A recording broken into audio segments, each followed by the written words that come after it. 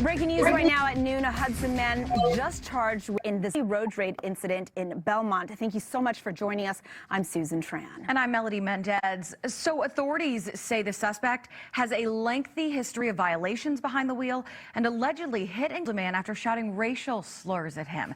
NBC 10's Monica Medea is live for us in Medford with the very latest. Monica. Yeah, you mentioned it. The charges here have been upgraded just this morning. 54-year-old Dean Kapsalis of Hudson was supposed to have a dangerousness hearing at Cambridge District Court here in Medford. That didn't happen. What we did learn is that the charges he faces have been upgraded. One charge specifically, the judge ordered him held without bail. Kapsalis, seen on the virtual hearing in an orange jumpsuit, also faces motor vehicle charges and a civil rights violation after allegedly driving over 35-year-old Henry Tapia with his truck last week in Belmont. Prosecutors say this all stemmed from road rage, which led to the men pulling over and arguing outside of their vehicles on Upland Road. Witnesses told investigators Kapsalis also yelled racial slurs at Tapia, who is black, before running him over. Tapia was found critically injured but speaking outside of his car and later in the hospital. They observed that the victim had lacerations to his head. He had swelling and what appeared to be deformities in the orbital region of his head and obvious deformities to his left forearm and left leg. He was breathing heavy. He said that he couldn't breathe and that he was going to die. Now, Kapsalis left the scene, according to authorities, but eventually turned himself into police about a half an hour after this all happened. Now, in court today, Kapsalis' attorney argued that he's a lifelong Massachusetts man, owns a business in Massachusetts, and is a father and should be granted bail. The judge deciding to side with the prosecutor, arguing, or in fact, ordering that Kapsalis be held without bail. The NBC 10 investigators have learned that Kapsalis has a pretty lengthy driving record that goes back until the mid-'80s. Kapsalis next appears in court here in March. Reporting live in Medford, Monica Medea, NBC 10 Boston. Monica, thank you. All right. Peace and blessings, ladies and gentlemen. All praises to the Most High. And this case right here, as you heard, involves what they're calling a road rage, racially motivated incident, which led to the demise of 35-year-old Henry Tapia at the hands of Dean Kapsalis. And this event happened in 2021. And just last year, by some stroke of luck, it seems that he was convicted of the crime that he committed. And he was given a sentence of life with the possibility of parole after, I think they said, 15 years. And the reason I said some stroke of luck, because a lot of times these convictions don't happen, or they're overturned, on an appeal. And so while this case is under appeal, as you'll hear later from the sentencing hearing, he is currently serving some of that life sentence. Now, how did this happen? They said the two were driving and there was an argument about a blinker. Now, I don't know if somebody had their blinker on and wasn't turning, or somebody turned and didn't turn their blinker on. Nevertheless, they said the two men got out of the car and they argued for a matter of time. And after the argument subsided, they said Mr. Kapsalis hurled a extremely offensive racial slur, which you're going to hear. It is reported to be the N-word. He hurled that slur, then got into his car and ran my man over, leaving him with the injuries you heard sustained in the report. Then Mr. Tapia, who was the recipient of Mr.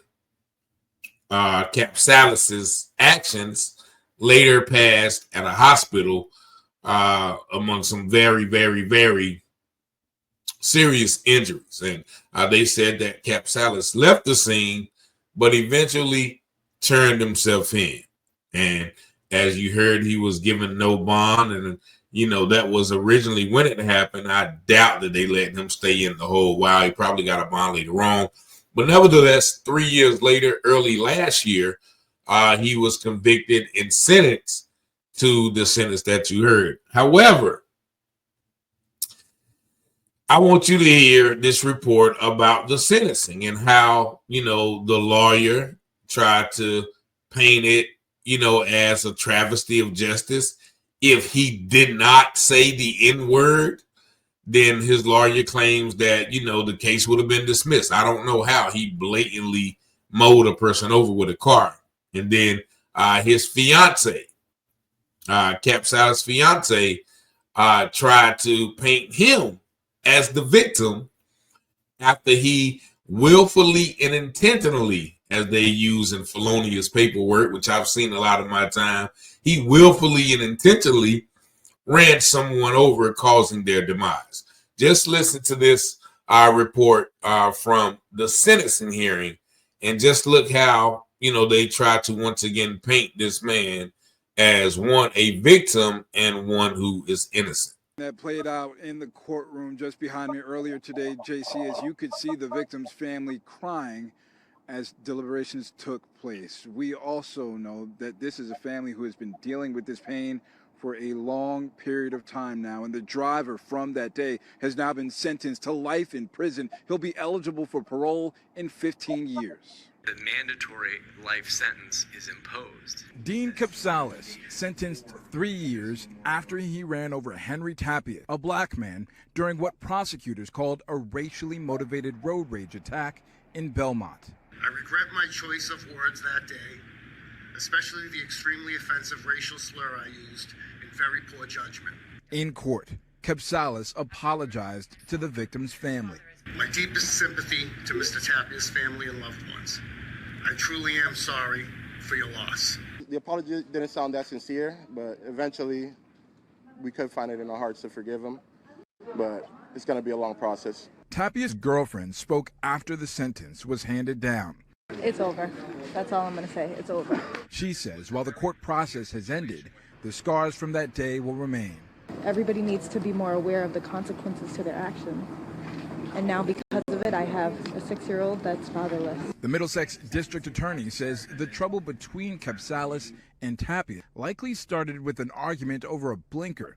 Police say after yelling at each other while out of their cars, Kapsalis got back in his truck, yelled a racial slur, and then ran Tapia over. Kapsalis' fiance defended him after the sentencing. Yes, the N-word is inappropriate, but Dean did not come out of that car screaming a racial slur. Mr. Tapia threatened him. Kapsalis' attorney believes the racial slur used that day shaped the case. If it wasn't for that word, I think the verdict would have either been not guilty or at most manslaughter.